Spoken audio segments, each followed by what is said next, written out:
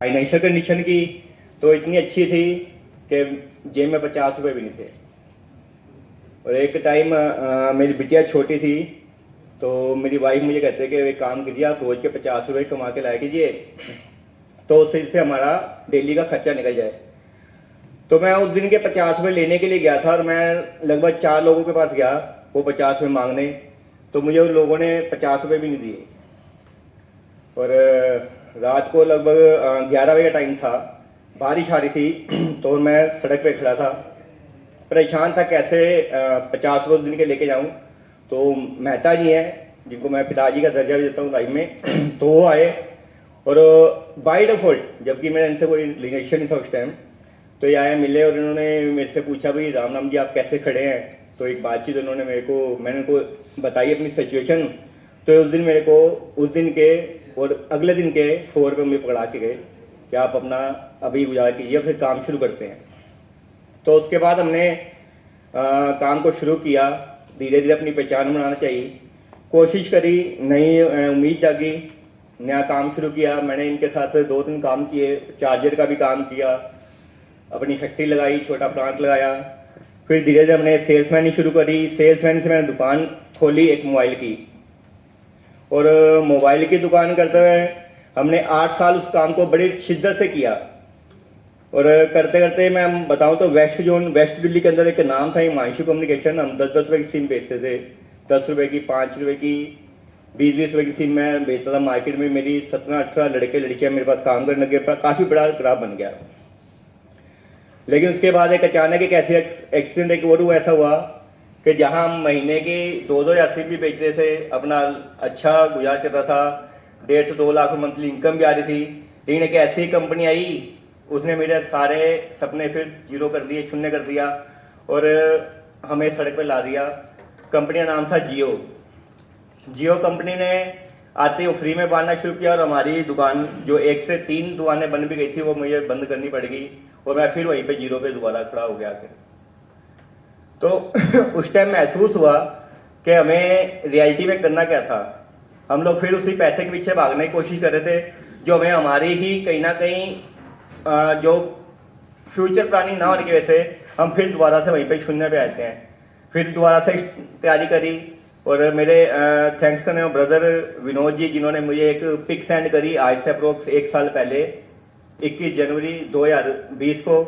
तो मेरे मोबाइल में एक पिक आई और मैंने देखा सर ने एक पिक सेंड करी, राजाराम सर साथ थे फोटो में, और उन्होंने भेजी और मैंने वो देखा, उस पर लिखा था VA खाली। तो मुझे ऐसा लगा शायद उन्होंने वैक्टी ज्वाइन किया तो हम तो उनको डांटने गए थे।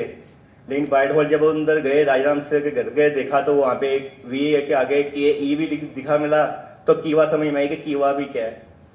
कीवा को देखा, काम करना शुरू किया और शख्स उस वक्त मैं इनका थैंक्स करता हूँ। 50 रुपए के लिए जिस चीज के लिए हम लोग स्ट्रगल कर रहे थे और वो चलते चलते हमने वहां से सफर शुरू किया। फर्स्ट मंथ मैंने जैसे काम किया तो मेरा पहला पे आउट रियलिटी में मात्र 20 रुपये बना था।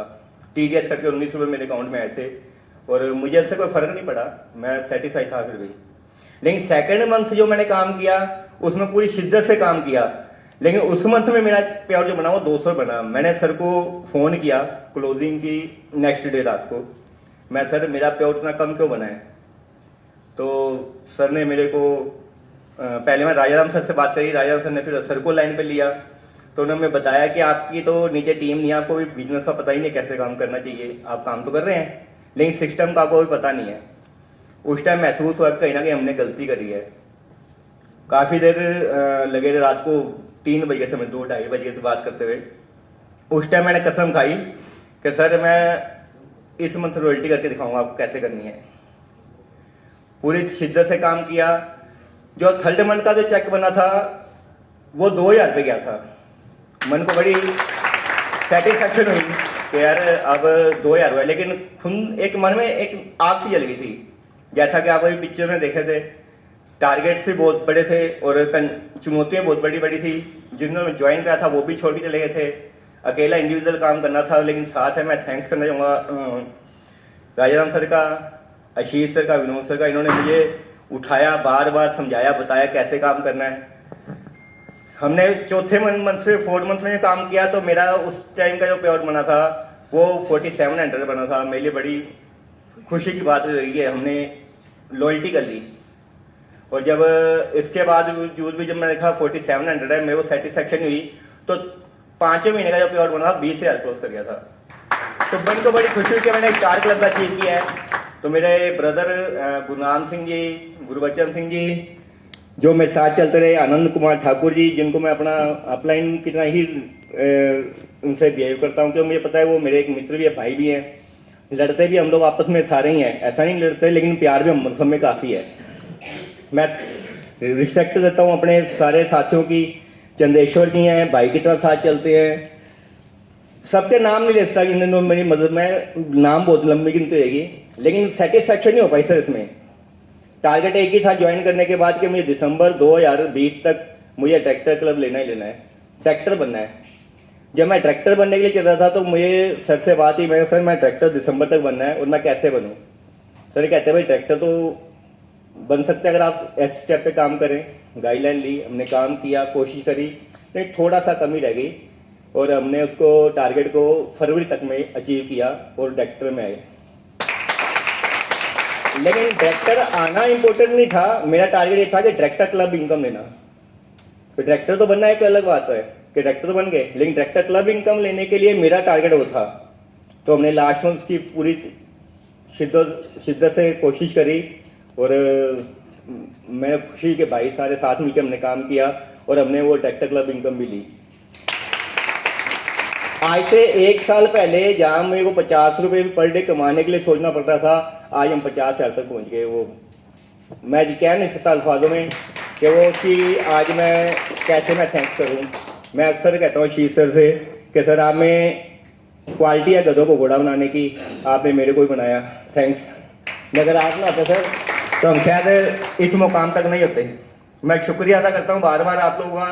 और इस मंथ में मैंने एक सर को कमिटमेंट किया है, जो इस मंथ हम अपना टारगेट करेंगे, जिस टारगेट हम काम कर रहे हैं। मेरी आदत है मैं पहले में टारगेट बोलता नहीं हूँ, लेकिन मैंने सर को कमिट किया है अंदर में, और टारगेट के लिए हम दिन रात मेहनत कर रहे हैं, दोनों हम लगे हुए हैं। और मैं आपको कमिट करता हूँ अपनी तरफ से कि ये इस मंथ की क्लोजिंग होगी, हमारे टीम की सबसे बेस्ट परफॉर्मेंस होगी।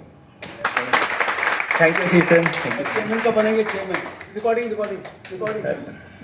चेयरमैन कब बनना है? चेयरमैन तो मेरी टीम के अंदर ऑलरेडी मेरी टीम ने ही मुझे बता दिया कब चेयरमैन बनना है। 21 जून तक तो इन्होंने डिसाइड कर दिया मैं चेयरमैन होने का, तो मैं तो बाय डिफॉल्ट चेयरमैन बन ही जाऊंगा। नहीं, ये अगर 21 जून तक या इन्होंने जून तक जो बोला है, अगर ये डायरेक्टर बनेंगे तो बाय डिफॉल्ट मैं चेयरमैन बनूंगा। फिर भी जो मेरी अपनी जो प्रयास है सेकंड साइड से भी मिलाकर, तो मेरा दिवाली से पहले चेयरमैन बनने का कंप्लीट है। Thank you sir, thank you all of you. और मैं रिक्वेस्ट करूंगा आप सबसे कि नाराजगी एक साइड रख करके जितनी शिद्दत से आप आज काम करके अपने आप को सक्सेस के पोजीशन में ले आ सकते हैं, ले आइए। क्योंकि हमें रुकावटें भी बहुत सारी आएंगी, हमें ऑफर्स भी बहुत सारे आएंगे, और हमें कई जगह ऐसा होगा कि हम डिमोलाइज भी होंगे और नाराजगी भी होगी। और मैं रिक्वेस्ट करूंगा, नाराजगी हो तो अकेले में चल के तबीयत से तसल्ली कर लेना, और खुशी हो तो सबके सामने गले लगा लेना, लेकिन काम मत बंद करना प्लीज। Thank you.